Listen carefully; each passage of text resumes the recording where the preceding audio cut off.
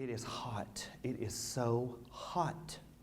Thank you all for coming out this evening right in the middle of these dog days of August. You know how it's the dog days, right? You check the almanac. Do you take the almanac? You don't? I thought you was a Methodist. Everybody takes the almanac. How do you know if you're going to plant by the signs unless you take the almanac? I always shop at Ace Hardware and I fuss at them because they don't have the almanac. And if you go over to Tractor Supply, they got the almanac. But that's a fur piece to drive from where I live. But I like to plant by the signs in the almanac. Did you know that last winter, the Old Farmer's Almanac was the only weather service in the entire country to predict the polar vortex? They were. Yeah, they were the only ones who got it right. People say, that's just a bunch of old wives' tales. No, it ain't. They got it dead on when all the local weather services had no idea what was about to strike us. Everybody takes the almanac. You remember the Rourkes that lived over at Line Fork, across Pine Mountain? You know Godsey and Monty Rourke. They took the almanac. Oh, I see you don't recognize them. You probably know the other side of the family tree. Them what pronounce the name Roark. Yes, they's the ones that's got money and education. These wasn't Roarks, they's just Rourkes. Yeah, old Godsey and Monty Rourke. They lived in a little cabin about halfway up the mountain. Now, they took the Farmer's Almanac, had them a little patch of dirt, and they planted by the signs. But when they took the calendar out of their almanac and hung it up on the back wall, the nail slipped, and it fell off the back wall and slid down behind the stove, and they had lost track of what day it was. They didn't know that it was an amber day. Do you know about the amber days on the calendar in the almanac? There's 4 days in the year that's called amber days. Now, if you read a lot of history, you'll learn that they's put on the calendar by the Pope long time ago. For Catholics, it was a special day when you're supposed to give more offering and starve yourself like the Catholics like to do. But every Protestant knows that's really days when the devil runs patrol all through your neighborhood. Oh yeah, you don't ever swear a false oath or say something you might regret on an amber day because the devil, he'll make it stick. Well, their calendar had fallen down behind the stove, and so Godsey and Monty Rourke, they didn't know it was the amber day. They hadn't taken a particular notice. Now, Godsey Rourke was the laziest piece of yarn you ever seen in your life. He never did nothing but lay around. And he was stretched out there in a chair, had his legs stretched out in front of him, and his wife, Monty, she was trying to sweep up, and she tripped over his legs and nearly fell, and she jumped up and she said, "Look there, you got your legs all stretched out, you old lazy thing. Good on big old long legs, you like an old mule. You nothing but a mule from the waist down." He said, "Oh, quit your braying, woman. You ain't nothing but a mule from the neck up." They didn't know it was an amber day, and they had not ought to said that. His wife started to say, "You shouldn't call me things like that." But all she could get out was, "Hee-haw, hee-haw." And when Godsey looked up, his wife, Monty, had the big, long, bony head of a mule. Had 2 ears sticking right up the top of her head. Great big old nose with the nostrils flaring out. You know, a mule gets mad at you, they'll flare your nostrils. Yeah, you know, there's some women that flare their nostrils when they get mad too. Oh, she was a sight. And then he jumped up off of the chair, and when he jumped up off the chair, he banged his head on the rafters above him. He had grown a good 2 feet in about 2 seconds. And he looked down.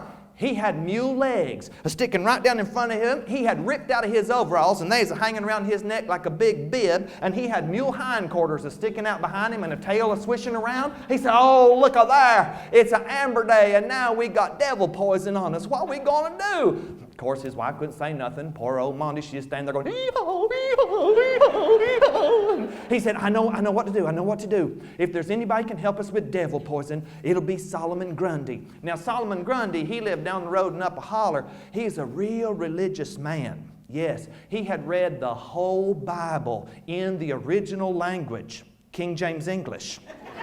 And he said, if there's anybody could help him, it'd be Solomon Grundy. He said, "You stay right here, Monty. Stay in the house. Don't let anybody look at you. And I'll go over to Solomon Grundy's and fetch him back and see if there's anything to be done." So he ran out the door and slapped himself on the hindquarters, and he tore off down the road. He went up to the holler. He rode right up to a window at Solomon Grundy's house. And he said, Solomon, come here. I got to show you something." Well, Solomon wondered how old Godsey Rourke could be so tall to look through the window. He must have been standing on a bucket or a step ladder or something. He said, "Get down off that ladder and come in the house and show me what you want to show me." He said, No, you got to come here. So he went over and he looked over the windowsill. He said, "Oh, what have you gone and done?" He said, "Well, we forgot it was an amber day on account our calendar slid down off the wall behind the stove, and my wife called me a mule from the waist down." "What did you call your wife?" I said she's a mule from the neck up. Oh, you didn't, you did. We did. And we want to know if you can help us. He said, well, what do you want me to do about it? He said, well, I got really good, strong hindquarters here, and my wife's got a really nice head on her. I checked all the teeth. It's a good mule betwixt us.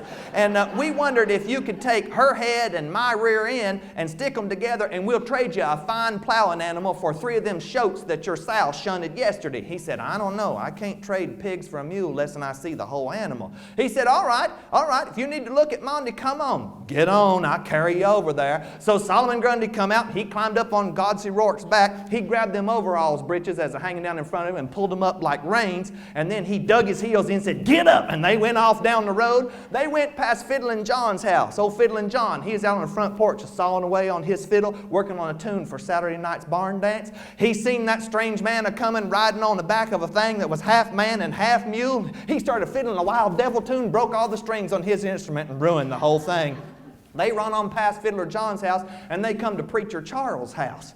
Preacher Charles was outside watering his tomatoes. He had buckets in his hand, and when Godsey Rourke come up, he had run so fast, he had lathered himself up good, and he stopped long enough to say, Preacher Charles, I've worked myself up to a lather.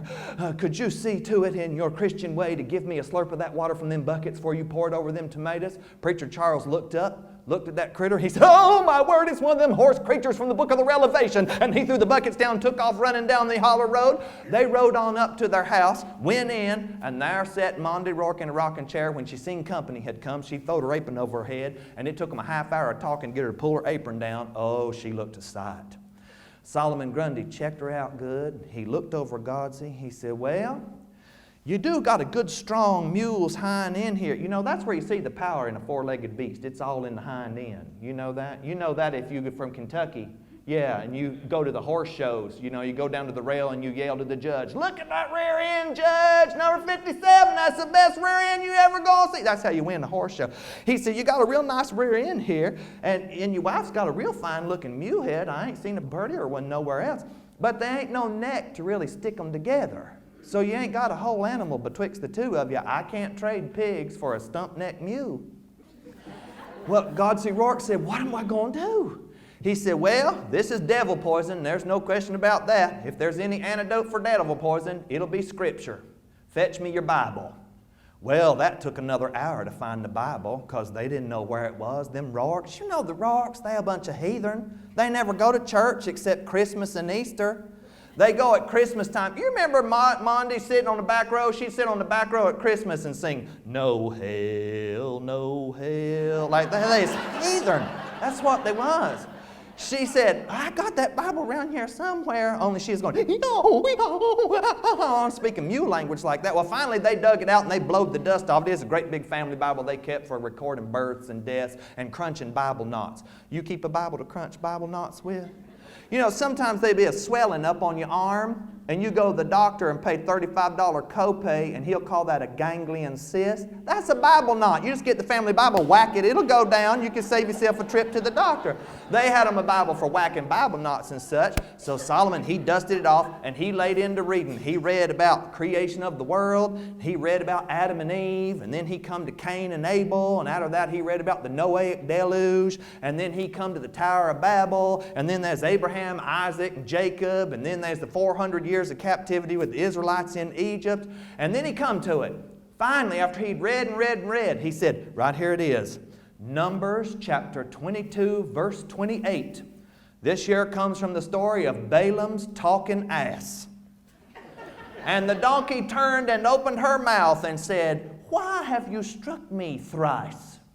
He said, that's what it is right there. I'm going to have to hit you 3 times with a stick. Well, Mondi, she went to a braying again. He said, it's in the Bible, ain't it? It's in the Bible. And he knowed. He had read it in the original language. So he went out and he cut down a big oak limb. He said, ladies first. And she stood for it. He gave her 3 good strikes and her head flew off and she's a regular woman again. Not bad looking, if I do say so myself. And then he struck her husband and Godsy's hind parts flew off and he's a regular man again. And they are so thankful that strange creature, its hind end and its head kind of sucked together, and it took a big flying leap and jumped right up over the moon that had just come up over Pine Mountain. And folks around there said, if you'd seen that thing silhouetted against the moon, you'd have seen that its hooves was cloven like old Nick itself. Well, then Godsey and Mondi, they invited Solomon Grundy to stay for dinner. He said, that'd be mighty nice of you. And while she was frying up some cornbread and things, she said, it's real nice of you, Solomon, real Christian of you to stay and help us out. I'm sorry we had to trouble you. I wouldn't have had to send you for it all if my husband had been paying attention to the calendar, but he's such an old... And then they clapped their hands over her mouth before she said something she'd regret, because there's another hour on the clock before that amber day was over. And that was the end of that.